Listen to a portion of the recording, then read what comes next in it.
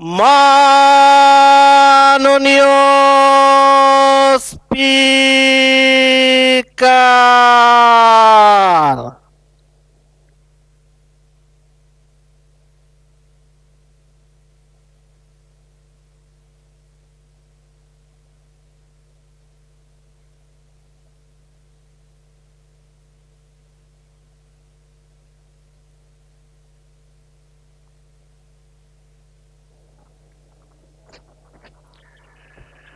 মাননীয় সদস্যবৃন্দ,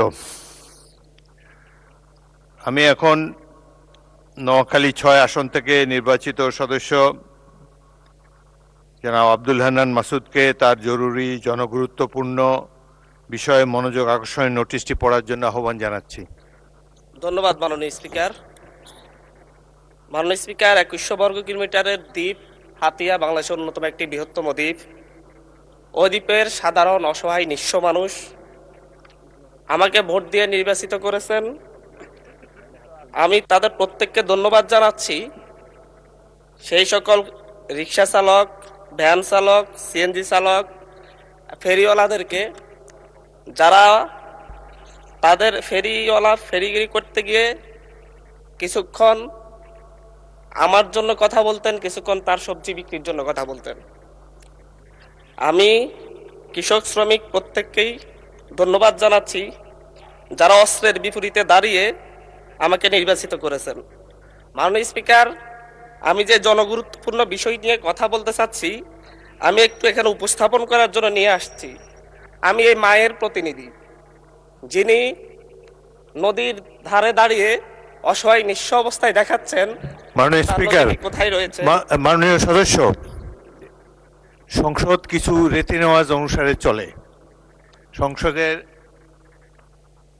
কার্যপ্রণালী বিধি এবং অন্যান্য বিধি মোতাবেক চালাতে হয়। এখানে রেওয়াজ হলো যে আপনি যে নোটিশটি দিয়েছেন সেটি পড়বেন, এরপরে আপনাকে যখন সুযোগ দেওয়া হবে সম্পূরকভাবে দু একটি কথা বলতে পারবেন। এখন নোটিশে যা দিয়েছেন সেটাই পড়ে যান অনুগ্রহ করে। ধন্যবাদ মাননীয় স্পিকার। মাননীয় স্পিকার, আমার নির্বাচনী এলাকা নোয়াখালী ৬ হাতিয়া, এটি সর্বকাশী মেঘনা নদীর তীরে অবস্থিত তীব্র নদী ভাঙ্গন প্রবণ একটি উপকূলীয় দ্বীপ। এই দ্বীপে প্রায় ৭.৫ লক্ষ মানুষের বসবাস।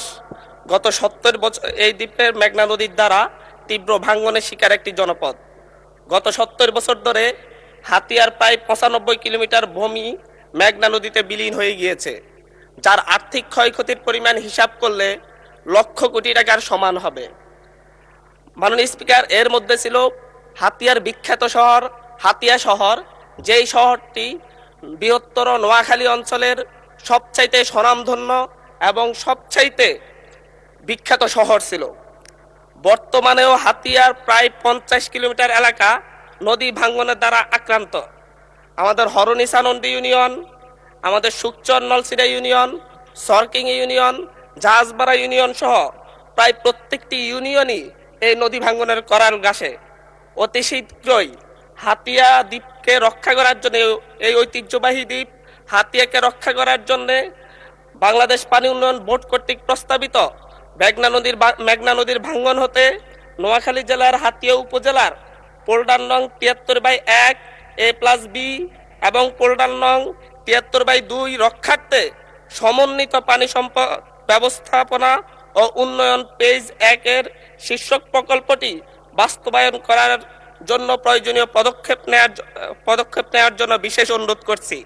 যদি পদক্ষেপ নেওয়া না হয়, প্রতি বছরই কয়েক কিলোমিটার ভূমি নদীতে বিলীন হয়ে যাবে এবং প্রতি বছর প্রায় ৭ থেকে ৮ হাজার কোটি টাকার সরকারি বেসরকারি সম্পত্তি নদীর গর্ভে বিলীন হয়ে যাবে।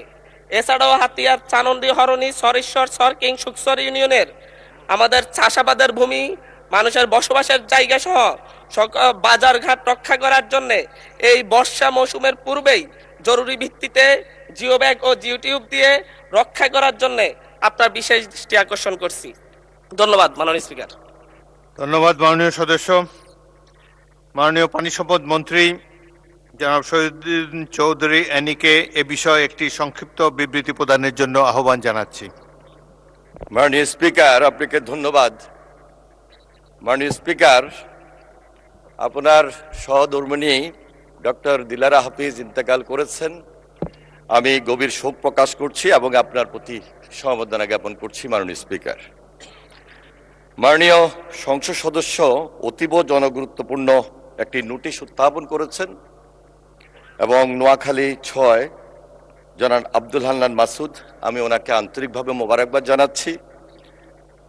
মেঘনা নদীর বাঙ্গন হতে নোয়াখালী জেলার হাতিয়া উপজেলার ফোল্ডার নং ৭৩/১ এ এবং বি ও ফোল্ডার নাম্বার ৭৩/২ রক্ষার্থে সমন্বিত পানি সম্পদ ব্যবস্থাপনা ও উন্নয়ন প্রকল্প পেজ 1 শীর্ষক প্রকল্পের সম্ভাব্যতা সমীক্ষার কাজ ইতিমধ্যে সম্পন্ন করা হয়েছে। সম্ভাব্যতা সমীক্ষার রিপোর্ট অনুযায়ী আপনার নোটিশে উল্লেখিত নদী ভাঙন আক্রান্ত এলাকার ১১.024 কিলোমিটার নদী তীর সংরক্ষণ, ৪৩.48 কিলোমিটার বাঁধ পুনরাকৃতি অথবা পুনর্নির্মাণকরণ, ১৩.94 কিলোমিটার বাঁধের ডাল প্রতিরক্ষা এবং 5টি রেগুলেটর নির্মাণ কাজের সংস্থানপূর্বক 2025-2026 অর্থ বছরে প্রকল্পটি সবুজ পাতায় তালিকাভুক্তির প্রস্তাব সম্মিলিত ডিপিপির সংক্ষেপ পরিকল্পনা কমিশনে প্রেরণ করা হয়। পরিকল্পনা কমিশনের আন্তঃমন্ত্রণালয় প্রোগ্রামিং কমিটির সবার গৃহীত সিদ্ধান্তের আলোকে প্রকল্পটির প্রাকল্পিত ব্যয় হ্রাস করে 800 কোটি টাকা সীমাবদ্ধ রেখে ডিপিপি ডেভেলপমেন্ট প্রজেক্ট প্রপোজাল পুনর্গঠনের জন্য সুপারিশ করা হয় মাননীয় স্পিকার। উক্ত সুপারিশের আলোকে বাংলাদেশ পানি উন্নয়ন বোর্ড কর্তৃক একটি কারিগরি কমিটি গঠন করা হয়। উক্ত কমিটির কার্যক্রম চলমান রয়েছে।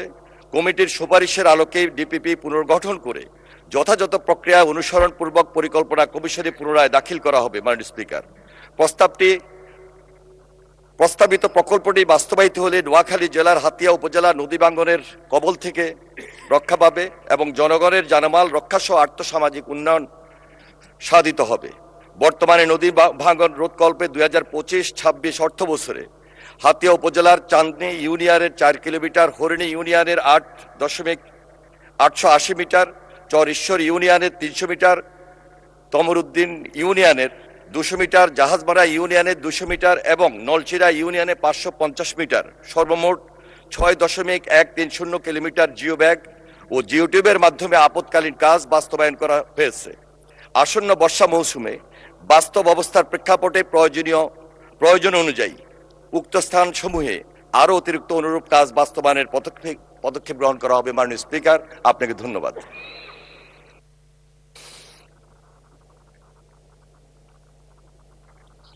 মাননীয় সদস্য জনাব আব্দুল হান্নান মাসুদ একটি প্রশ্ন করতে পারেন। মাননীয় স্পিকার, আন্তঃমন্ত্রণালয় মিটিংয়ে কোনো শুধুমাত্র অফিসিয়াল মিটিংয়ের মাধ্যমে আমাদের এই প্রজেক্টটি 2100 কোটি টাকার প্রজেক্ট কেটে শুধুমাত্র 800 কোটি টাকায় নিয়ে আসা হয়েছে। এই প্রজেক্টটা যদি ডিপিপি আকারে দেওয়া হয়, ডিপিপি আকারে পরিকল্পনা মন্ত্রণালয়ে দেওয়া হয়, এখানে যত পরিমাণ কাজ হবে এটা দীর্ঘমেয়াদে সরকারেরই যে বাজেট সেই বাজেট ক্ষতিগ্রস্ত হবে। কারণ 3 নদীর মোহনায় অবস্থিত এই হাতিয়া দ্বীপ যদি একসাথে সুকসর ইউনিয়ন থেকে বাংলা বাজার পর্যন্ত, সরিশ্বর বাংলা বাজার পর্যন্ত 11.5 কিলোমিটার নদী ভাঙ্গন রোধের কাজ করা না হয়, তাহলে একদিকে ব্লক ফেলা হলে অন্য দিক থেকে এটা ভেঙে ভিতরের দিকে জনবসতি ভেঙে যাবে। আমরা একসাথে প্রজেক্টটাকে পুনর্বিবেচনা করার জন্য অনুরোধ করব এবং আমি হাতিয়ার মানুষের পক্ষ থেকে বলবো যে এখানে বাস্তব যে কারিগরি টিম গঠন করা হয়েছে, কারিগরি টিমের রিপোর্ট অনুযায়ী আমাদেরকে যেন হাতিয়ার এই নদী ভাঙ্গন রোধের জন্য পর্যাপ্ত বরাদ্দ যেন দেওয়া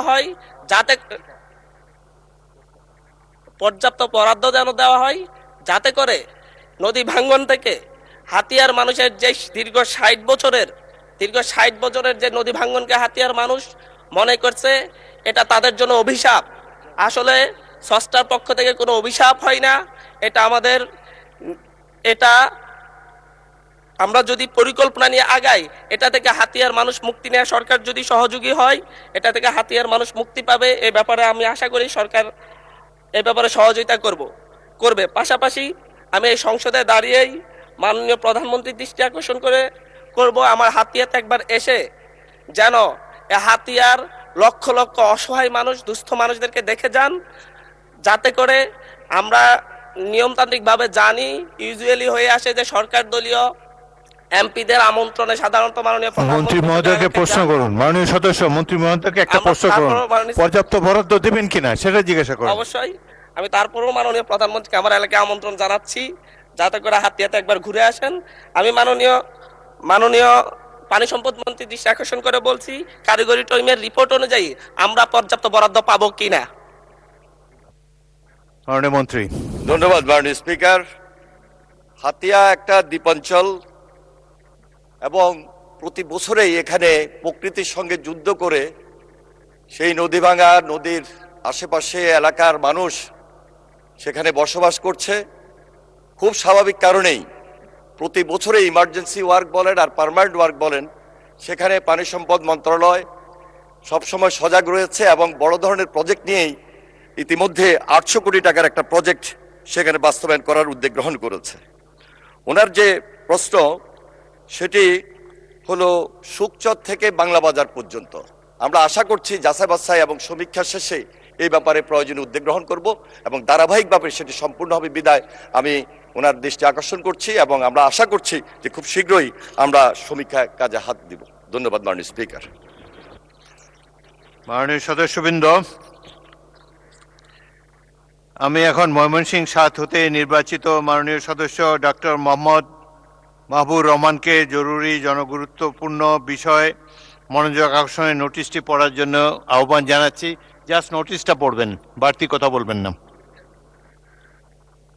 শ্রদ্ধেয় মাননীয় স্পিকার, আপনাকে ধন্যবাদ। আমার উত্থাপনীয় বিষয় হচ্ছে ময়মনসিংহ ৭ ত্রিশাল আসনে জাতীয় কবি কাজী নজরুল ইসলামের স্মৃতি বিজড়িত ত্রিশালে জাতীয়ভাবে কবির ১২৭তম জন্ম জয়ন্তী উদযাপনের ব্যবস্থা গ্রহণ প্রসঙ্গে বিফোর আই স্টার্ট আমি শুকরিয়া আদায় করছি মহান আল্লাহ তাআলার কাছে, সংসদে দাঁড়িয়ে এভাবে আল্লাহ তাআলা কথা বলার সুযোগ করে দিয়েছেন। একই সাথে কৃতজ্ঞতা এবং ধন্যবাদ আমাদের মাননীয় সংসদ নেতা মাননীয় প্রধানমন্ত্রী জনাব তারেক রহমানকে। মাননীয় স্পিকার, আমার নির্বাচনী এলাকা ১৫২ ময়মনসিংহ ৭ ত্রিশাল আমাদের জাতীয় কবির অমূল্য স্মৃতি বিজড়িত একটা জাতীয় সংস্কৃতির অন্যতম কেন্দ্র। ত্রিশালের দৈরামপুর স্কুলে নজরুলের শিক্ষা এবং জীবন স্মৃতি আজও বাঙালির সাংস্কৃতিক ঐতিহ্যের এক অবিচ্ছেদ্য অংশ, যা পাঠ্য বইয়ে পড়ানো হয়ে থাকে। ঐতিহ্যগতভাবেই নজরুলের জন্ম জয়ন্তী জাতীয়ভাবে ত্রিশালে অনুষ্ঠিত হতো, কিন্তু বিগত এক দশকের বেশি সময় ধরে সেই ধারাবাহিকতা ক্ষুণ্ণ করা হয়েছে এবং অনুষ্ঠানটি রাজনৈতিক কারণে অন্য জেলায় স্থানান্তরিত করা হয়েছে।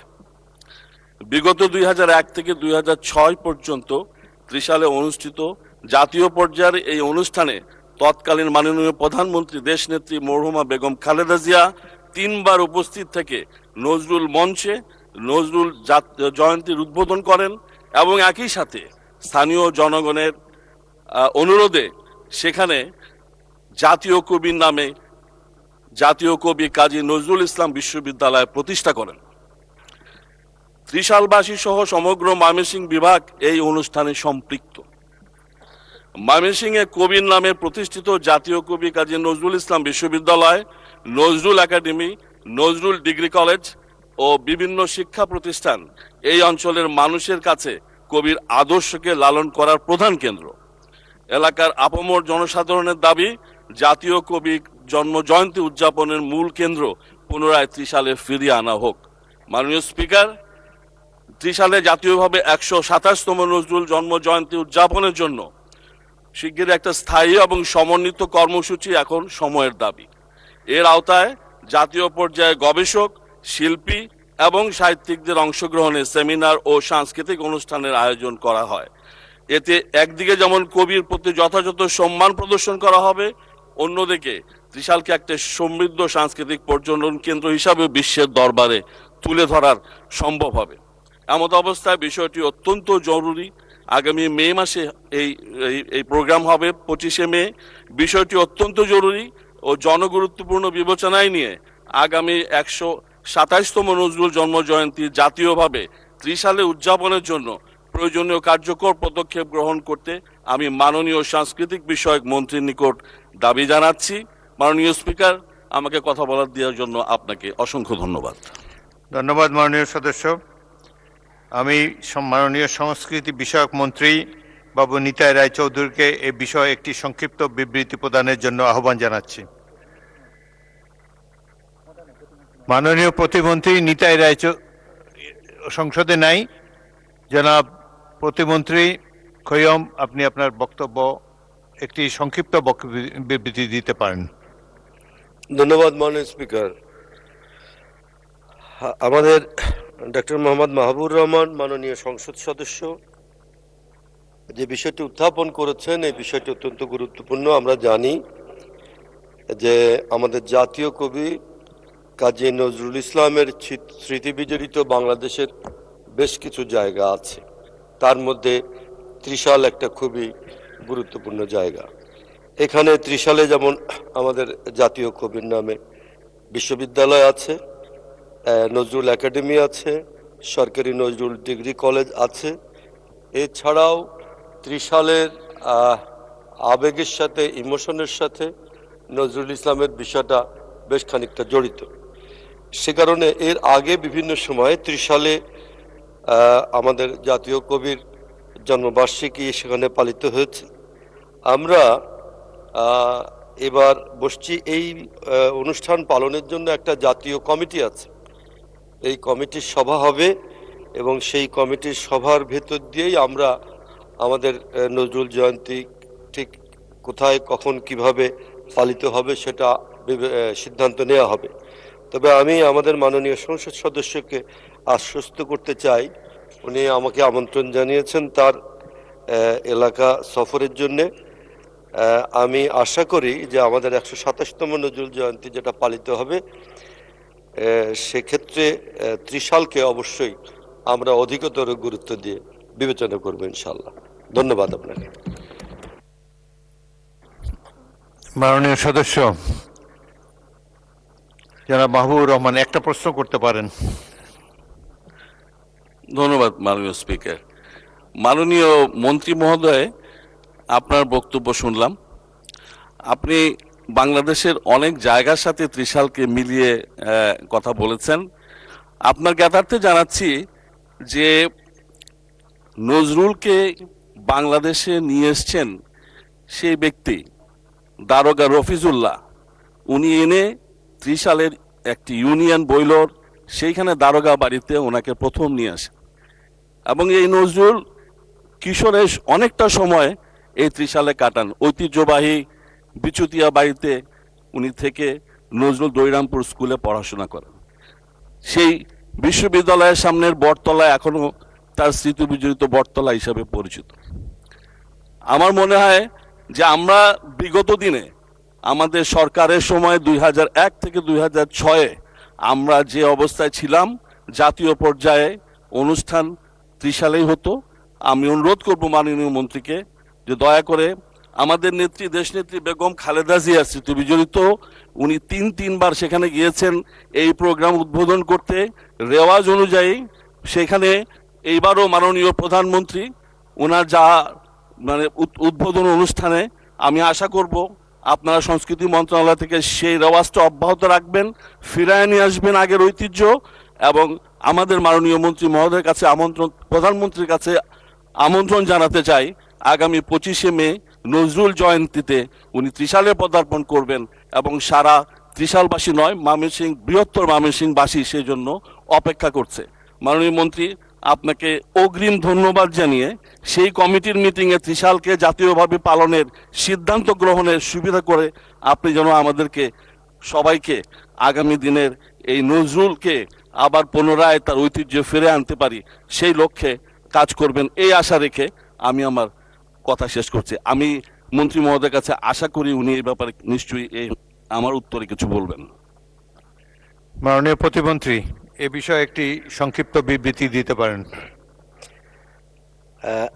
মাননীয় স্পিকার, আমাদের মাননীয় সংসদ সদস্য একটু ভুল বুঝেছেন। আমি বলছি এটা যে বাংলাদেশের সমস্ত মানুষের সঙ্গে, বাংলাদেশের সমস্ত মানুষের সঙ্গে, পৃথিবীর সমস্ত বাঙালি জাতির সঙ্গে আমাদের কাজী নজরুল ইসলামের যে ভাবাদর্শ যে আবেগ অনুভূতি জড়িয়ে আছে, সেটা আমাদের বাংলাদেশের পথপ্রান্তরে সব জায়গায় কিন্তু ছড়িয়ে আছে।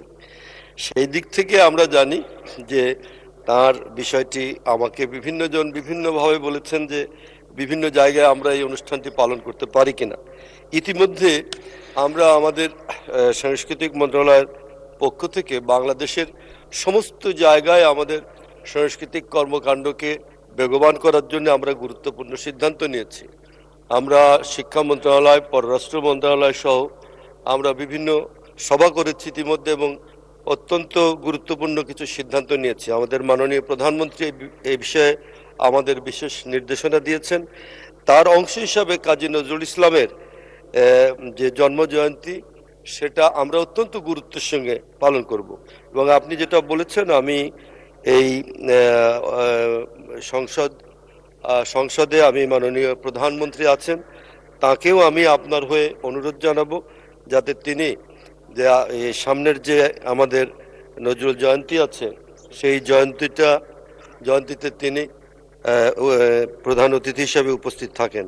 এবং আমরা আশা করি যে আপনার এই ত্রিশালে যাতে অনুষ্ঠানটা হয় সে ব্যাপারে আমাদের জাতীয় কমিটিতে আলোচনা করে আমরা সিদ্ধান্ত নেব। ধন্যবাদ আপনাকে। ধন্যবাদ মাননীয় মন্ত্রী।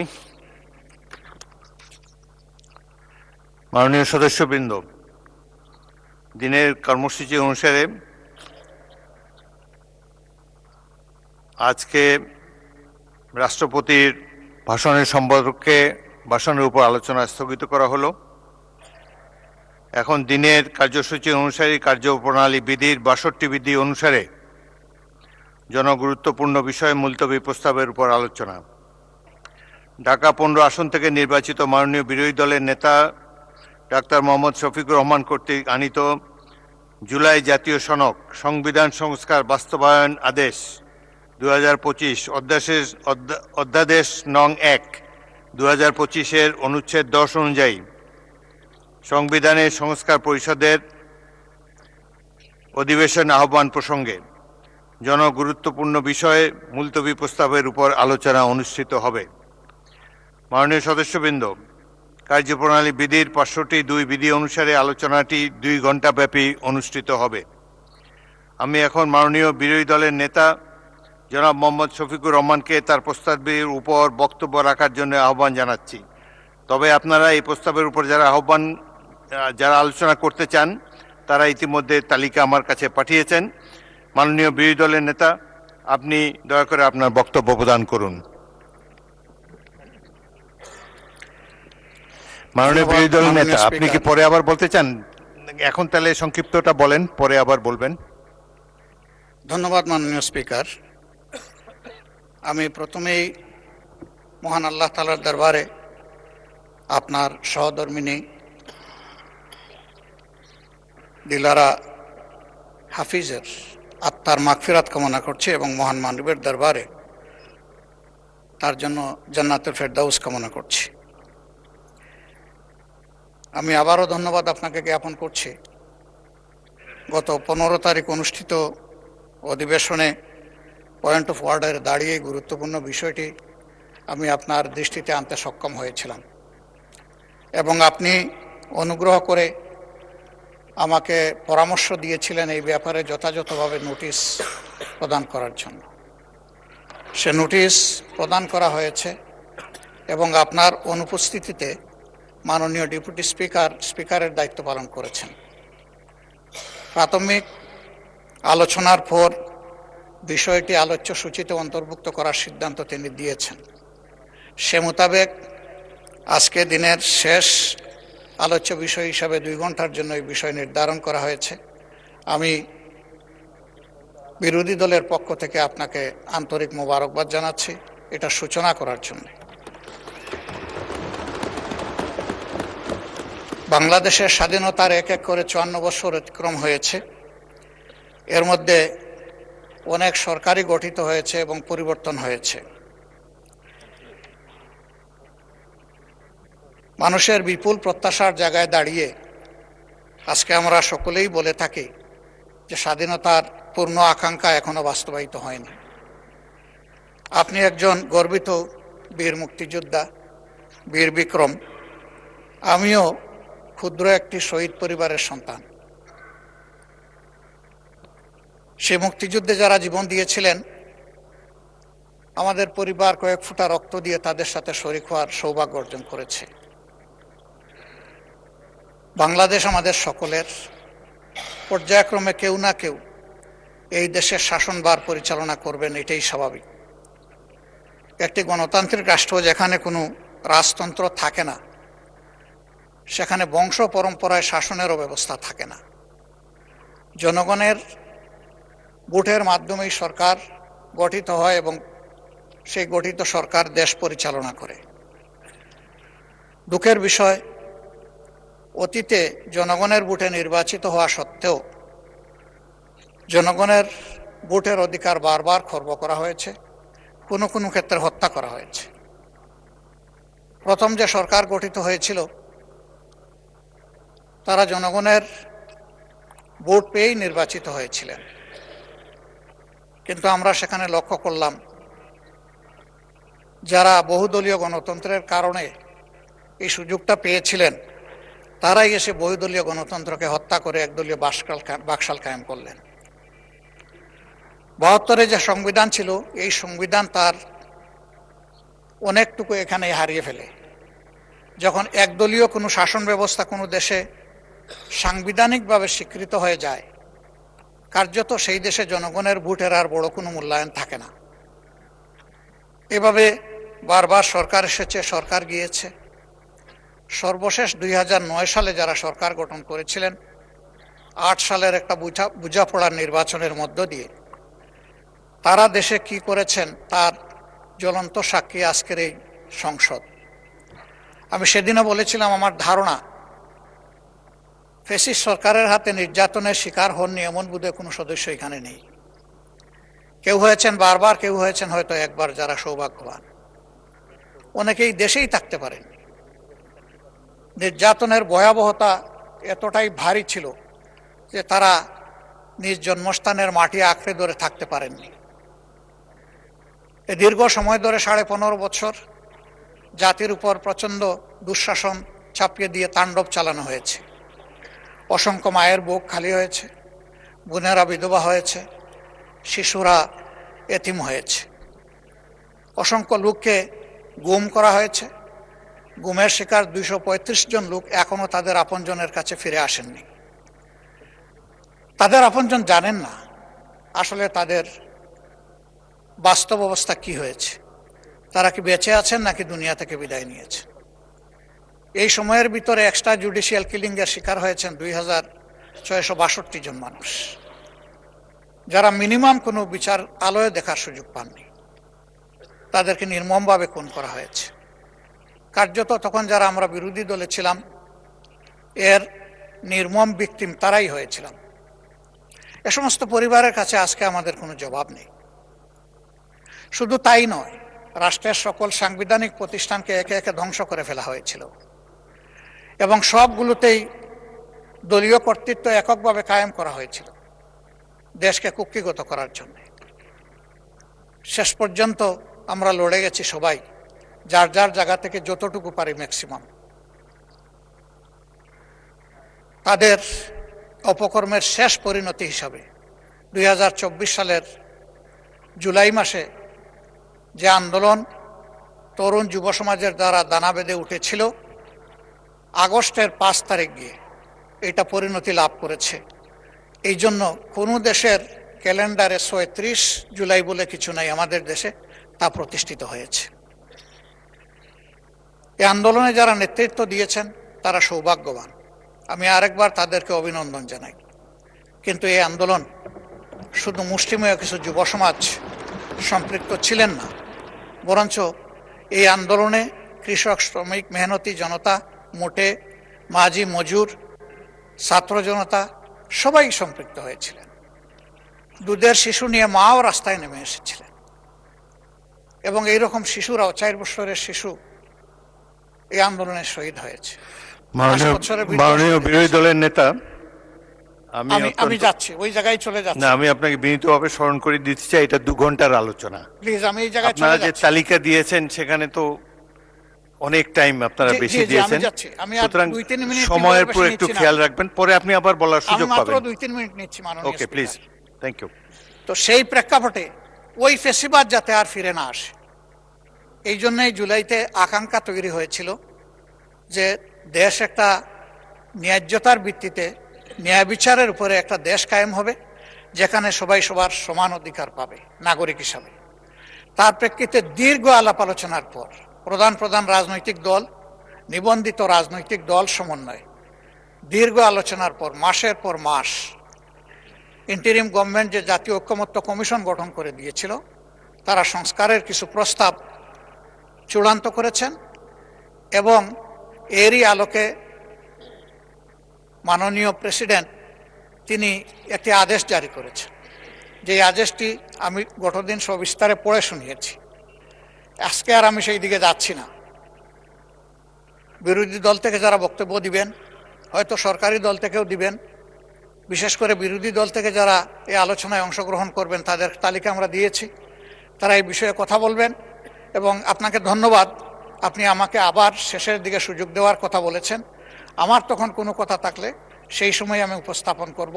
এখন বিষয়টি আলোচনার জন্যে আপনি সংসদ সদস্যদেরকে সে সুযোগ দিবেন এবং বিশেষভাবে আমরা যেহেতু এই নোটিশটি উত্থাপন করেছি, আমাদেরকে পর্যাপ্ত সময় দেওয়ার অনুরোধ জানিয়ে আমার কথা আপাতত এখানে শেষ করছি। ধন্যবাদ মাননীয় স্পিকার। ধন্যবাদ মাননীয় বিরোধী দলের নেতা।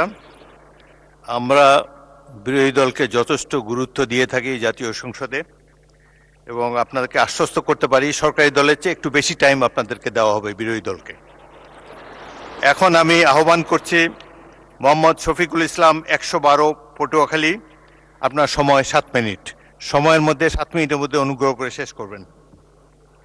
মাননীয় স্পিকার, আপনাকে ধন্যবাদ। একটা গল্প দিয়ে একটু শুরু করতে চাই মাননীয় স্পিকার। ছোট্ট গল্পটি হচ্ছে, রাজা তার উজিরকে বলে দিয়েছিল সকাল থেকে এটা কাজ করবা, এই কাজগুলো করবা। উজির বলেছিল যে আমাকে যে কাজগুলো বলেন কোনটা কখন গুরুত্বপূর্ণ কোনটা ছুটে যায় তার চেয়ে আপনি আমাকে একটা তালিকা করে দিলে ভালো হয়। একটা তালিকাও করে দিয়েছিল। তালিকা দেখে দেখে সে কাজ শুরুই করেছিল। হঠাৎ করে রাজার মনে হলো সে একবার শিকারে যাবে। ঘোড়ার পেটে উঠে যখন রেকাবে পা ঢুকিয়েছে, রেকাবে পা ঢুকালে পা আটকে গিয়েছিল। পাটা যখন ছুটাতে পারছিল না তখন সে উজিরকে বারবার ডাকছিল, আমার পাটা এখান থেকে বের করে দাও। পাটা বের করতে যাচ্ছিল না উজির, কারণ উজির বারবার খুঁজছিল যে তালিকাটা করে দেওয়া হয়েছিল সেই তালিকার মধ্যে পা আটকে গেলে ওটা বের করে দেওয়ার বিধান ওখানে আছে কিনা। শেষ পর্যন্ত রাজার পা আর ওখান থেকে বের করা যায় নাই এবং রাজাকে মুক্ত করা সম্ভব হয় নাই বলে আমরা গল্পে জেনেছি। ঠিক আমার কাছে আজকে সংসদ এরকম একটা গল্পের মতো মনে হয়।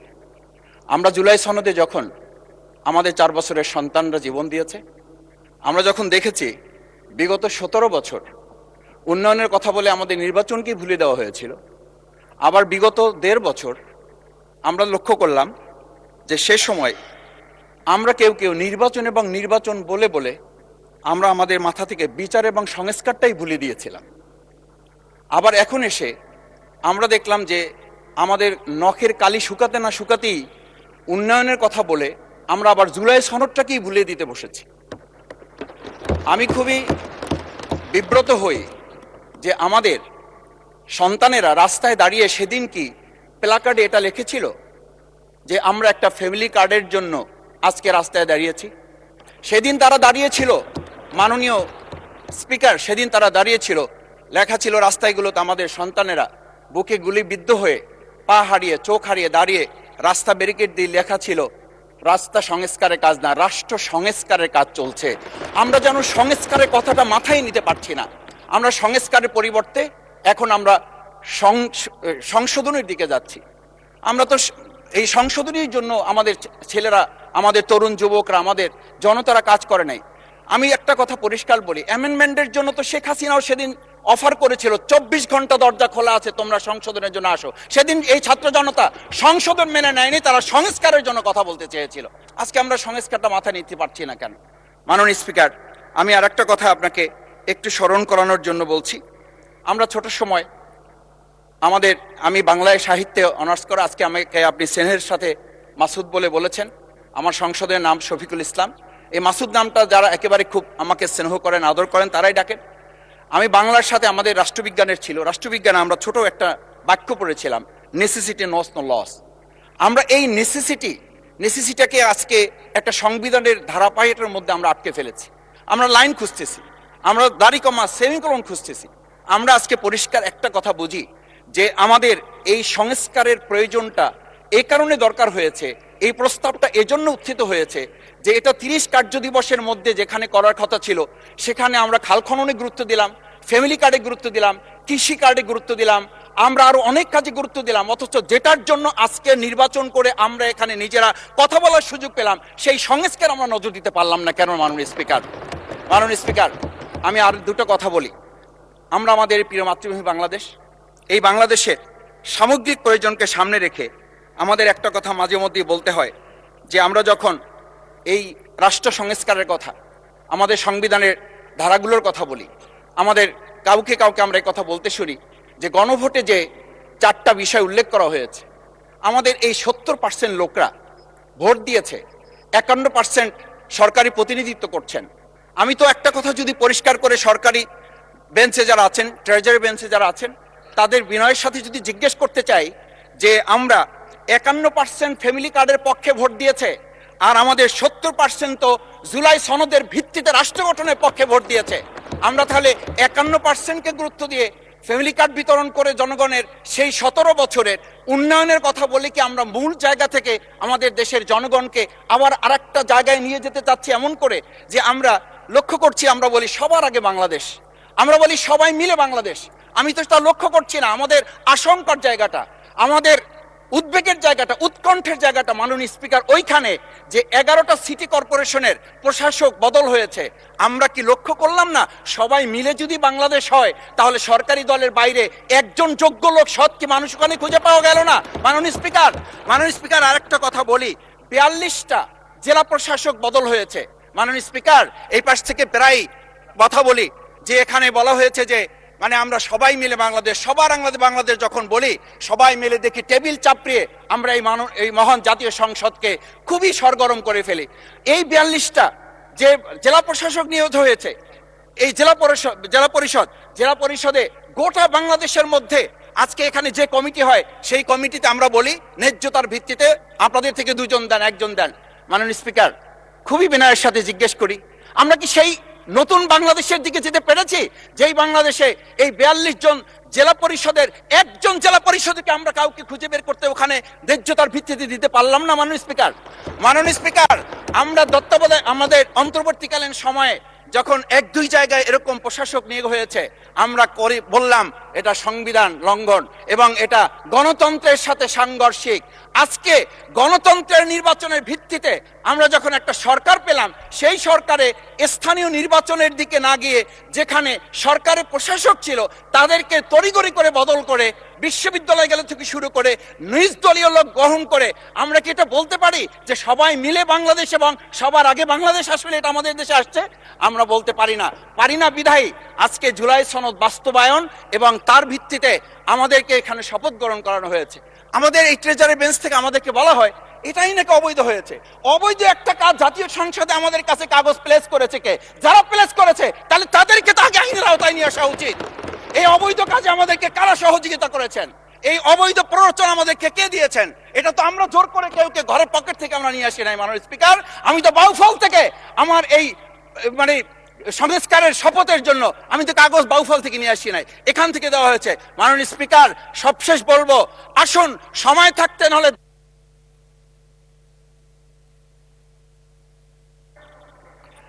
ধন্যবাদ মাননীয় সদস্য। এখন আমি আহ্বান জানাচ্ছি জনাব আক্তার হোসেন, রংপুর 4, আপনার সময় 8 মিনিট।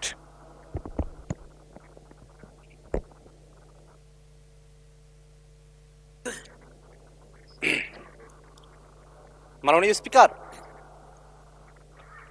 আপনার মাধ্যমে আজকে সংসদে যিনি সংসদ নেতা আছেন, আমাদের প্রধানমন্ত্রী, যারা সরকার দলের মন্ত্রীরা আছেন, সদস্য আছেন এবং আমরা যারা বিরোধী দলের পক্ষ থেকে আজকে এই মুলতবি প্রস্তাবের জন্য আমরা দাঁড়িয়েছি। সকলের কাছে বিনীত কণ্ঠে কয়েকটি কথা আমি বলতে চাই। আমরা কোন প্রেক্ষাপটের মধ্য দিয়ে আজকের এই সংসদে এসেছি আমরা সকলেই সেটা জানি। সেই প্রেক্ষাপট যখন বাংলাদেশে সংগঠিত হলো, তারপরে 5 আগস্ট থেকে নিয়ে 8 আগস্ট পর্যন্ত বাংলাদেশে কোনো সরকার ছিল না। সেই সময়টাতে বাংলাদেশের সংবিধান কতটুকু কার্যকর ছিল সেই ব্যাপারে কি আমরা খোঁজখবরটা রেখেছি মাননীয় স্পিকার? আমরা একটা জিনিস স্পষ্ট করে বলতে চাই, আমাদের এখানে বর্তমানে যিনি আইনমন্ত্রী আছেন, তিনি যে তখন অ্যাটর্নি জেনারেল হিসেবে নিয়োগ পেলেন, কোন সংবিধানের বদৌলতে তিনি অ্যাটর্নি জেনারেল হিসেবে নিয়োগ পেলেন সে প্রশ্নটা কি আমরা ভুলে গিয়েছি মাননীয় স্পিকার? মাননীয় স্পিকার, যে অন্তর্বর্তীকালীন সরকার শপথ গ্রহণ করেছে, সে অন্তর্বর্তীকালীন সরকার বাংলাদেশের সংবিধানের কোথাও এর কোনো বর্ণনা নেই। যে সরকার, আগের সরকার, তারা যে পদত্যাগ করেছে, সেই পদত্যাগের ফর্মুলা কি? সংসদ যে ভেঙে দেওয়া হলো 6 তারিখে, সেই সংসদ ভেঙে দেওয়ার ফর্মুলাটা কি সংবিধানে বর্ণনা করা ছিল? তার কোনো কিছুই সেই সময়টাতে মাননীয় স্পিকার সংবিধান অনুযায়ী হয় নাই। কারণ সেই সময়টাতে 24-এর অভ্যুত্থানের মধ্য দিয়ে হাজারো মানুষের জীবনের মধ্য দিয়ে নতুন এক বাংলাদেশের প্রত্যয়ে জনগণের অভিপ্রায় ব্যক্ত হয়েছিল মাননীয় স্পিকার। এবং সেই সময়টাতেই যে অন্তর্বর্তীকালীন সরকার গঠিত হয়, তাদের হাতে একটা গুরুত্বপূর্ণ দায়িত্ব ছিল বাংলাদেশের এই রাষ্ট্র কাঠামোটাকে সংস্কার করা। বাংলাদেশের রাষ্ট্র কাঠামোকে সংস্কার করার যে প্রয়োজনীয়তা, আমরা এটা অতীতে দেখেছি। এই রাষ্ট্র কাঠামোকে বারংবার এটা ফেসিবাদের জাতাগুলো সেটাকে পিষ্ট করা হয়েছিল। সেই লক্ষ্যে অন্তর্বর্তীকালীন সরকারের সময়টাতে ঐক্যমত্য কমিশন গঠিত হয় মাননীয় স্পিকার। সেই ঐক্যমত্য কমিশনে আমরা 30টির অধিক রাজনৈতিক দল এবং জোট আমরা দিনের পর দিন, সপ্তাহের পর সপ্তাহ সেখানে আমরা আলোচনা করেছিলাম মাননীয় স্পিকার। সেই আলোচনার এক প্রান্তে গিয়ে যখন জুলাই সনদ বাস্তবায়নের প্রসঙ্গ আসে, সেটা নিয়ে আমরা কয়েক দফায় আলোচনা করেছি। সেই আলোচনায় আজকের স্বরাষ্ট্রমন্ত্রী সালাউদ্দিন সাহেব সেখানে উপস্থিত ছিলেন, জোনায়েদ সাকিব ভাই সেখানে উপস্থিত ছিলেন, সেখানে নুরুল হক নূর ভাই উপস্থিত ছিলেন, শাহাদাত হোসেন সেলিম সেখানে উপস্থিত ছিলেন। এতগুলো মানুষ সরকারি দলের বেঞ্চে তারা বসে আছেন, তারা ঐক্যমত্য কমিশনে উপস্থিত হয়েছিলেন। ঐক্যমত্য কমিশনে জুলাই সনদ বাস্তবায়নের ব্যাপারে সকলের মধ্যে আলোচনা হয়েছিল। সেই আলোচনার প্রসঙ্গ তারা সংসদে এসে কিভাবে ভুলে গেলেন সেটা আমি তাদের কাছে জানতে চাই মাননীয় স্পিকার। মাননীয় স্পিকার, 5ই অক্টোবর আজকের স্বরাষ্ট্রমন্ত্রী সালাউদ্দিন আহমেদ সেই সময়টাতে তিনি বলেছিলেন, গণভোট, জনগণের তরফ থেকে যে রায় আসবে সেই রায় সংসদের প্রত্যেকজন সদস্যকে মানতে হবে। তিনি তার কথার উপরে এখন অটল কেন নাই সেটা আমরা তাদের কাছ থেকে জানতে চাই মাননীয় স্পিকার। মাননীয় স্পিকার, আমরা এই কথাটাও জানতে চাই, মাননীয় আইনমন্ত্রী তিনি সে সময়টাতে এই সংবিধান সংস্কারের জন্য যে আদেশ, সেটাকে বাস্তবায়নের জন্য যে এক্সপার্ট প্যানেল গঠন করা হয়েছিল, সেই এক্সপার্ট প্যানেলের তিনিও একজন মেম্বার ছিলেন, তিনিও পরামর্শ দিয়েছিলেন সেই এক্সপার্ট প্যানেলে কেমন পদ্ধতিতে জুলাই সনদকে বাস্তবায়ন করা হবে। আজকে অ্যাটর্নি জেনারেলের পদ থেকে তিনি যখন আইনমন্ত্রী হয়েছেন, তখনই এসে তিনি তার পজিশনটাকে পরিবর্তন করে এখন তিনি সবকিছু বেমালুম ভুলে গিয়েছেন।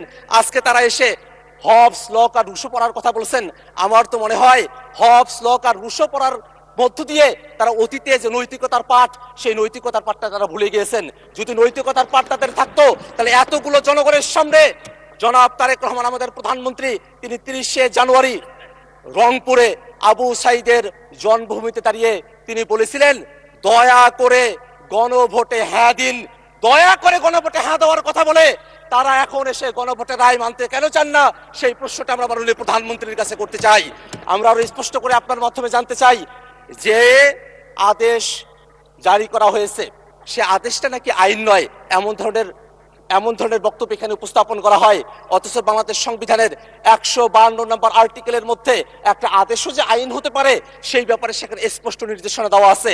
মাননীয় স্পিকার, তারা বলছেন আদেশ তো আইন নয়, অসাংবিধানিক। এটা ধৃষ্টতাপূর্ণ বক্তব্য। জনগণ যেখানে গণভোটের মধ্য দিয়ে এই আদেশের পক্ষে রায় দিয়েছে, সেখানে জনগণের রায়কে অসাংবিধানিক বলা এই সংসদকে কলঙ্কিত করে মাননীয় স্পিকার। আমরা স্পষ্ট করে আরেকটা জিনিস আপনাকে বলতে চাই মাননীয় স্পিকার, যে অধ্যাদেশ জারি করা হয়েছে সে অধ্যাদেশের ব্যাপার নিয়ে একটা আলাপ এখানে উঠেছে, যে সে অধ্যাদেশটা কি এই সংসদে সেটাকে অ্যাপ্রুভ করা হবে কি হবে না। সেই অধ্যাদেশ এই সংসদে অ্যাপ্রুভ করা হোক আর না হোক, ফ্যাক্ট অ্যান্ড ভ্যালিড অনুযায়ী, সেই অধ্যাদেশ অনুযায়ী যে গণভোট হয়েছে, সেই গণভোট যে বৈধ, সেই গণভোটকে অবৈধ বলার কোনো সুযোগ নেই মাননীয় স্পিকার। আমরা আর একটা কথা বলতে চাই মাননীয় স্পিকার, যে অধ্যাদেশের কথা আপনারা বলছেন, অধ্যাদেশগুলো এই সংসদ উত্থাপন করা হয়েছে, সেই অধ্যাদেশের মধ্যেই জুলাই সনদ বাস্তবায়নের যে আদেশ, সে আদেশটাকে রেফার করা হয়েছে, আপনারা অধ্যাদেশটাকে এখানে রেফার করবেন। আবার অধ্যাদেশের মধ্যে যে আদেশের কথা বলা হয়েছে সেটাকে আপনারা বেমালুম চেপে যাবেন। এই ধরনের দ্বিচারিতা বাংলাদেশের সংসদে যদি আপনারা করেন, জনগণ আপনাদেরকে ছাড় দেবে না। মাননীয় স্পিকার, আর একটা কথা আমি বলতে চাই, যে আদেশের ব্যাপারটা নিয়ে বলা হয়, সেই আদেশ যেই 13 নভেম্বরে জারি করা হলো, সেই দিন সালাউদ্দিন সাহেব, তিনি আমাদের স্বরাষ্ট্রমন্ত্রী বর্তমানে, সেই দিন তিনি ব্যক্তিগতভাবে আদেশের ব্যাপারে তার আপত্তির কথা জানিয়েছিলেন। কিন্তু সেই দিন রাতের বেলা বিএনপির স্থায়ী কমিটির সদস্যরা মিটিং করে জনাব মির্জা ফখরুল ইসলাম আলমগীর তার নেতৃত্বে যে সংবাদ সম্মেলন করা হয়েছিল, সেই সংবাদ সম্মেলনে আদেশ জারির দিনে বিএনপি দলীয় সিদ্ধান্ত নিয়ে তৎকালে প্রধান উপদেষ্টাকে ধন্যবাদ জানিয়েছিল। সেটা কোন স্বার্থে সেদিন ধন্যবাদ জানিয়েছিল, আমরা সে বিষয়টা তাদের কাছ থেকে জানতে চাই। মাননীয় স্পিকার, আমি আপনার কাছে আর একটা বিষয় একটু খোলাসা করে বলতে চাই। জুলাই সনদের মধ্য দিয়ে আমরা কি চেয়েছি? আমরা চেয়েছি এমন একটা বাংলাদেশ, যেই বাংলাদেশে আগের মতো করে সরকারি সাংবিধানিক প্রতিষ্ঠানগুলোতে নিয়োগ হবে না। আপনারা যদি নতুন বাংলাদেশের কথা বলেন, আপনারা কি আবার আগের মতো করে নুরুল হুদার মতো একজনকে আপনারা কি নির্বাচন কমিশনার বানাতে চান, নাকি আপনারা সেই 2001 থেকে 6 এর মতো আপনাদের মতো করে সংবিধান সংশোধন করে KM হাসানের মতো একজনকে আপনারা যখন তত্ত্বাবধায়ক সরকারের প্রধান করতে চেয়েছিলেন, তারপরে 17টা বছর বাংলাদেশকে যে ছাপার করতে হয়েছিল, সেই ইতিহাসগুলো যে আপনারা ভুলে গিয়েছেন, সেটা আমাদের কাছে বড়ই দুঃখ লাগে। মাননীয় স্পিকার, আমরা একটা কথা বারংবার আপনাদের কাছে বলি, 90 এর পরে 3 জোটের রূপরেখা আপনারা সহজে মানতে চান নাই, কিন্তু জনগণ যখন রাজপথে নেমে এসেছিল, আপনারা কিন্তু তখন মানতে বাধ্য হয়েছিলেন। আমরা জানি নির্বাচনের আগে আপনারা যখন জনগণের কাছে গিয়েছিলেন, আপনারা গণভোটের কথা বলতে বাধ্য হয়েছিলেন। আপনারা এই কারণেই বাধ্য হয়েছিলেন, নতুবা জনগণ সেই সময়টাতে যে সিদ্ধান্ত নিত, সেই সিদ্ধান্ত আপনাদের ফেভারে নাও যেতে পারত। সেই জনগণকে তারা আজকে জুলাই সনদ পরিস্থিতি পড়ে নাই, সেই ব্যাখ্যা বিশ্লেষণ করার কথা বলা হয়। যেই জনগণ জুলাই সনদে ভোট দিয়েছে, ওই জনগণ তো সরকার নির্বাচনের জন্য ভোট দিয়েছে। তাহলে আপনাদের ম্যানিফেস্টো থেকে কয়জন ভোট দিয়েছে, সেই প্রশ্নটা আমরা করতে চাই। মাননীয় স্পিকার, আপনাদের কাছে একটাই মাত্র চাওয়া, এটাতে আইনগত কোনো বাধ্যবাধকতার জায়গা নেই। বিএনপির সদিচ্ছার বিষয়, সরকার দলের সদিচ্ছার বিষয়, তারা 2/3 মেজরিটি পেয়েছেন। তারা যদি আজকে সদিচ্ছা প্রকাশ করেন যে জুলাই সনদ বাস্তবায়ন আদেশ, গণভোটকে তারা মেনে নেবেন, এটা নিয়ে আর কোনো প্রশ্ন কোথাও উঠবে না। আমরা তাদের কাছে সেই আহ্বানটাই। ধন্যবাদ মাননীয় সদস্য। এখন আমি আহ্বান জানাবো ঢাকা 17 থেকে নির্বাচিত মাননীয় সংসদ সদস্য জনাব আন্দালিব রহমান পার্থকে।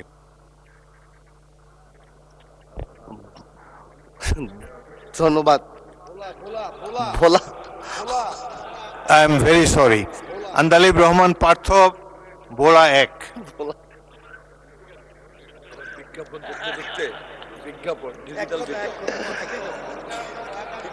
মাননীয় স্পিকার, ডিজিটাল বিজ্ঞাপনের এফেক্ট। স্পিকার আপনাকে ধন্যবাদ। স্পিকার, সময় তো বললেন না। আপনি 15 মিনিট বলতে পারেন।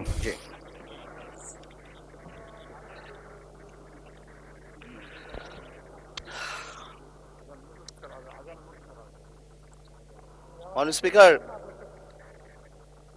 ব্যাপারটা তো অনেক কমপ্লেক্স, একটা ইউনিক সিচুয়েশন। আমি আমার সম্মানিত বিরোধী দলের নেতাদের চোখে আবেগ দেখি, কথায় দেখি, তবে একটা জিনিস এটাও দেখি যে কেন জানি প্রথম থেকে আমাদেরকে জুলাইয়ের বিরুদ্ধে নিয়ে যাওয়ার একটা পায়তারা দেখতে পাচ্ছি। ঠিক যেমন, ঠিক আমাকে কথা বলতে দেন। If you understand the decorum, please, please. আমি কেন was quiet when এটা হবে না কিন্তু। তো আমাকে আওয়ামী লীগ সরকার মনে পড়ে যায় যে আমরা যদি কোনো কথা বলতাম, যুদ্ধাপরাধের বিচার চায় না। আমরা বলতাম তেলের দাম কত, যুদ্ধাপরাধের বিচার চায় না। আমি অনেকখানি ওই অ্যাটিটিউডটা দেখতে পাচ্ছি। সবচেয়ে বড় কথা, we have no problem with July সনদ। আমাদের প্রবলেম প্রক্রিয়া নিয়ে। আপনারা কোন প্রক্রিয়ায় করতে চাচ্ছেন, এবং আমরা আমাদের ডিসেন্ট, নোট অফ ডিসেন্ট আগে থেকেই দেওয়া। আমাদের প্রক্রিয়া ছিল, আপনারা দেখেন, উইথ ডিউ রেসপেক্ট, একদম রেসপেক্টের সাথেই বলি, আপনারা সেই সময় রেভলিউশনারি গভর্নমেন্ট করেন নাই কেন? নর্মাল গভর্নমেন্টে গেলেন কেন? ট্রানজিশনাল রেভলিউশনারি গভর্নমেন্ট করতেন। Let's rewrite the constitution. ছিঁড়ে ফেলে দিতেন কনস্টিটিউশনকে, নতুন করে সংবিধান বানাতেন। পুরনো কনস্টিটিউশনে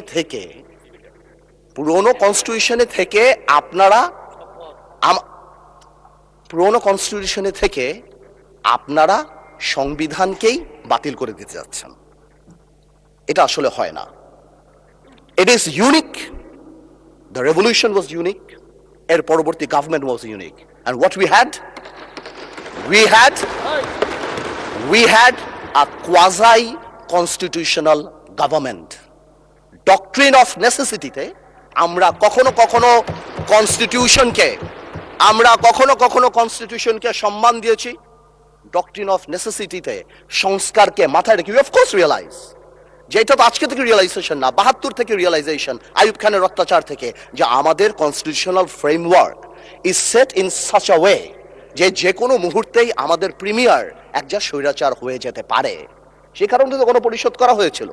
কিন্তু আজকেও সেটা আমরা দেখছি যে সেটা করতে যে দেখা গেছে রাষ্ট্রপতির ক্ষমতা কমাতে যে আমরা প্রধানমন্ত্রী বা ক্যাবিনেটের ক্ষমতা অনেকাংশে বাড়িয়ে দিয়েছি। দ্যাট ইজ দ্য ইস্যু, আর তো কিছু ছিল না।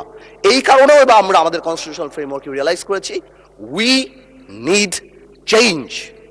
আমরা মনে করি বা আমরা আজকে এখানে আমরা পলিটিশিয়ান, আমাদের মাথায় রাখতে হবে that we must mitigate the harshness of the relevant provisions of the Constitution. At the same time, we must uphold the spirit of July. এই ব্যালেন্স আমাদেরকে করতে হবে। কিন্তু আপনারা তো আমাদেরকে লগার সেটে পাঠিয়ে দিচ্ছেন। আপনারা এখানে যারা বসা, আমার মাননীয় প্রধানমন্ত্রী কত বছর এক্সাইল, পাশে আমাদের মাননীয় এলজিআরডি মন্ত্রী কয়বার জেল খেটেছে, তার পাশে আমির খসরু সাহেব একসাথে জেলে ছিলাম, তার পাশে সালাউদ্দিন সাহেব কতদিন বিদেশে ছিল, এমন একটা ভাব, কত বছর বিদেশে ছিল। এখানে আমরা যারা আছি আমরা সবাই জুলাই যোদ্ধা। আপনাদের বিরোধী দলীয় সম্মানিত মাননীয় আমাদের যে বিরোধী দলীয় নেতা, উনি উনার ভাষায় এত সুন্দর করে আমাদেরকে রেকগনাইজ করেন, কিন্তু যখনই ফ্লোর আপনাদের হাতে চলে যায় আপনারা আমাকে অ্যাটাক করেন অ্যাজ ইফ আমরা জুলাইতে আমাদের কোনো কন্ট্রিবিউশনই নাই। একদিন এক ভাই দাঁড়িয়ে বলল, গতকালকে সম্মানিত সংসদ সদস্য দাঁড়িয়ে বলল যে আমাদের এখান থেকে বলা হয়েছে এই আন্দোলনের সাথে আমাদের সম্পৃক্ততা নাই। অফকোর্স আমরা এই কথা বলেছি because it was politically correct. We never wanted to give it a political face. আমরা চাচ্ছিলাম ছাত্র আন্দোলন বা যেই কোটা আন্দোলন হচ্ছিল ওইভাবে যাক। আপনাদেরও আমরা যখন জেলখানায় ছিলাম, আমাদের সাথে আপনাদের মহাসচিব ছিল পরোয়ার সাহেব, আপনাদেরকে যখন ব্যান্ড করা হয়েছিল আপনারা তো কোনো কথা বলেন নাই। কেন বলেন নাই? বিকজ আপনারা ওই ইস্যু ডাইভার্ট করতে চান নাই। We wanted the fascist government to go and they left. It was a plan. ওইটা লিটারালি আপনারা ধরে বলছেন কি আমরা নাকি আন্দোলনে নাই।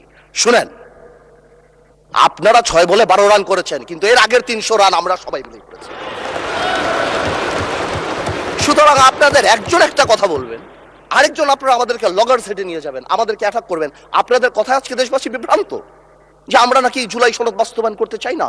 অফকোর্স উই ওয়ান্ট জুলাই সনদ, আমরা চাই এটা বাস্তবায়ন। প্রক্রিয়াটা কি? প্রক্রিয়া তো আপনারা ভুল করেছেন। আপনারা কেন সেই সময় ইন্টারিম গভর্নমেন্টে আপনারা সাপোর্ট করেন? বলতেন এটা ট্রানজিশনাল রেভলিউশনারি গভর্নমেন্ট করা হোক, এটা একটা রেভলিউশনারি গভর্নমেন্ট করা হোক, কনস্টিটিউশনকে রিরাইট করা হোক। আপনারা কোথা থেকে নিয়ে আসছেন সংবিধান সংস্কার পরিষদ? What status it has? এটা কোথা থেকে আসছে? আপনারা আমাদের সচরাচর আমরা যেভাবে সংবিধান পরিবর্তন করি আমরা সেখানে থাকতে চেয়েছি, আমরা সেভাবে করব। আপনারা বসেন, আমাদের নোট অফ ডিসেন্ট আছে, let's talk, let's sit down. জনগণ যদি 70% ভোট অবশ্যই গণভোটে দিয়েছে, জনগণ কিন্তু সংবিধান পরিবর্তন করার জন্য 51% ভোট আমাদেরও দিয়েছে। তো সেটাও তো গণভোট, অফকোর্স গণভোট। এই যে আপনারা অনেকে বলেন অবৈধ, আমি অবৈধ বলতে চাই না, ইটস টু হার্শ, রিগরাস, বাট এটা সত্যি। এটা it cannot be traced back in the constitution, so it is a mere unconstitutional thing. আপনারাই তো বলছেন অবৈধ, আমি তো ইলিগাল বলতে চাই না, বিকজ এই গণভোট আমরা চেয়েছি is a gesture of ours যে we want to involve the people of the country, আমরা জনগণকে সম্পৃক্ত করতে চেয়েছি। এই কারণে আমরা গণভোটে রাজি হয়েছি, আমরা চেয়েছি। এখন গণভোটে আপনাকে একটা কথা বলি, আসলে বলা উচিত না, ইন্টারিম গভর্নমেন্ট তো আমাদেরই ছিল, কিন্তু কিছু টেকনিক্যাল লেকুনা, কিছু পলিটিক্যাল ব্লাফ তো আমরা পেয়েছি। যেমন আপনারা গণভোটে ব্যালটে 4টা কথা বলেছেন। আচ্ছা চিন্তা করেন তো ভাই, একটা ভোটারের কাছে যদি আমি জিজ্ঞেস করি যে আমি একটাতে ভোট দিতে চাই না, I do not agree with one of the provision, আমি কি করব? হ্যাঁতে ভোট দিব না নাতে ভোট দিব? জবাব নাই। আপনি আমাকে বাধ্য করেছেন, আপনারা জনগণকে বাধ্য করেছেন। তাহলে আপনি এখানেই প্রথম থেকে বলে দিচ্ছেন সংসদজনিত নিম্নলিখিত প্রস্তাব সমূহের প্রতি আপনার সম্মতি জ্ঞাপন করিতেছে না। তার মানে এই আদেশ, যেটাকে বারবার ইল্লিগাল বলা হয়, আমার ভাই আইনও দিল, ওই আইনের ব্যাপারে আমি আসতেছি। তো এই আদেশে এতগুলি আদেশ, এর মধ্যে থেকে মাত্র মাননীয় স্পিকার 4টা নিয়ে আপনি গণভোট করলেন, মানে বাকি আদেশের তো দাম নাই, এটা আপনি বলে দিলেন। You only need consent. মাত্র এই 4টে আপনি জনগণের রায় ছিলেন, আর আপনার যে বাকি প্রভিশনগুলি আছে সেগুলি রায় কোথায়? সেগুলি আপনি চান নাই। তার মানে you yourself undermine the provision of the আদেশ অফ দ্য অর্ডার। তাহলে আপনি সবই আনতেন। আপনি লাস্টে, এই গণভোটের লাস্টে আপনি লিখে দিতেন যে আমরা জুলাই সনদ যেভাবে এমবেডেড করব, যেভাবে আমরা অন্তর্ভুক্ত করব। Excuse me, you can do this brother. Okay, thank you মাননীয় সংসদ সদস্য, থ্যাংক ইউ। আপনি, thank you for disturbing brother. You successfully destroyed my flow. Anyways, আপনি এই 4টা যে লিখে দিলেন। মাননীয় সদস্য, আপনি স্পিকারকে অ্যাড্রেস করে বলেন, আই এম সো সরি, ওদেরকে অ্যাড্রেস করবেন না। আসলে একটু আবেগ বিবেক দুটার মিশ্রণ হয়ে যায়, তো এটা ঝামেলা হয়ে যায় আর কি। স্বাভাবিক। এই আবেগ যদি আমাদের মাননীয় স্বরাষ্ট্রমন্ত্রী শুধু আর একমাত্র বলেছে যে আবেগের জায়গা না, এতেই একদম ধ্বংস করে দিয়েছে বাংলাদেশের সোশ্যাল মিডিয়া যা আছে। তো আমি তো একটু আবেগ দেখাতেই পারবো মাননীয় স্পিকার। তো এনিওয়েজ, আমি coming back to the point. 4টা প্রভিশন যে দেয়া আছে গণভোটে মাননীয় speaker, if you carefully go through peruse it, এখানে আরেকটা দিয়ে দিলেই পারতো যে এই সকল পরিবর্তন, জুলাই সনদের সকল পরিবর্তন আনা হবে এই সংবিধান সংস্কার কি বলে পরিষদ গঠনের মাধ্যমে। তাহলে তো পারপোস হতো। তো সেটা আপনি করেন নাই। যখনই আপনি এইটা ভোটে ফেলেন নাই, তার মানে there is option then I can overlook it and uphold the constitution of the country.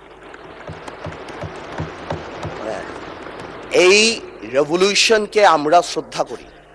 17 বছর আমরা কষ্ট করেছি। এখানে আমার ভাইয়েরা অনেক বেশি কষ্ট করেছে। আমরা জেলে গিয়েছি, আন্দোলনে ছিলাম, 20 দলে ছিলাম, 4 দলে ছিলাম, অনেক আগে থেকে। আমরা চাই না, কিন্তু এই যে একটা প্রক্রিয়া, সংবিধানকে ছুঁড়ে ফেলে দাও, সংবিধানকে ছুঁড়ে ফেলে দাও। সংবিধানকে ছুঁড়ে ফেলবো কেন? সংবিধানকে মনে করায় দেয় যেটা 71-এর পরাজয়ের দলিল। আমি সংবিধান কেন ছুঁড়ে ফেলে দেব? এই সংবিধান দিলে গাত্রদাহ কেন হবে? এত গায়ে লাগবে কেন? If I don't like it, there are relevant provisions within the constitution যে আমি পরিবর্তন করতে পারি। আমার দরকার কি যে আমি এটাকে ছুঁড়ে ফেলে দেব? মাননীয় স্পিকার আজান দিচ্ছে, should I come back? মাননীয় সদস্য, আপনি শেষ করেন, আচ্ছা, তারপর আমি শেষ বিরতি দেব। আমি শেষ করি। তো আমি সেটাই বলছি, আমি আরো অনেক টেকনিক্যালিটিতে যেতে পারতাম, আইনে যেতে পারতাম। আই এম শিওর আমাদের সম্মানিত সদস্য আইনমন্ত্রী সাহেব আছেন, উনি কথা বলবেন। আমি শুধু একটা জেনারেল কথা বলি, ইউনিটি ইজ দ্য কি। এবং আগেও যেটা বলছি, এখনো সেটা বলি, দ্যাট সংবিধানের উপরেও আমাদের রেসপেক্ট থাকতে হবে। At the same time, we must find out a way so that we can uplift the spirit of July. এবং এই কাজ আমাদের, to see between the lines, to draw between the lines, to balance between the lines, আমরা politician, এটা আমরা করব। কিন্তু কোনোভাবেও আমাদেরকে লগর সেটে ফেলে জুলাইয়ের বিরুদ্ধে অবস্থান যদি নিতে যান, তাহলে আপনারা কোনোদিন সাকসেসফুল হবেন না। আপনারা যদি এই জুলাইয়ের উপর মাথায় কাঁঠাল রেঙে, আর এনসিপি যে আমাদের দল, আমাদের হিরোরা যারা যুদ্ধ করেছেন, যারা এখানে আছেন, তাদেরকে বলে দিই, আপনারা জেনজিকে রিপ্রেজেন্ট করেন, জামাত জেনারেশন হয়ে যান না। Look at the eyes of the people. আপনারা স্পিকার না নতুন স্পিকার, মাননীয় সদস্য, আপনি বলতে থাকেন। আমি বলতে স্পিকারকে অ্যাড্রেস করেন, স্পিকারের দিকে তাকান। আমি আমার এনসিপির ভাইদের বলতে চাই যে আপনারা পজিটিভ পলিটিক্স নিয়ে আসবেন। আর এক ভাই বলেছিল, বিরোধী দলের সদস্যরা বক্তা যখন বক্তৃতা দেয় তাকে ডিস্ট্রাক্ট করার চেষ্টা করবেন না, কোনো কমেন্ট করবেন না। Please listen to him, you will get your turn. হ্যাঁ, there is a possibility. আমাদের এক ভাই বলেছিল ফ্যামিলি কার্ড, খাল খনন, তো কি পুরো দেশ স্ট্যান্ড স্টিল হয়ে যাবে? হ্যাঁ, পুরো দেশ স্ট্যান্ড স্টিল, সারাদিন আমরা এটা করব, এই আমাদের কাজ? This is absurd.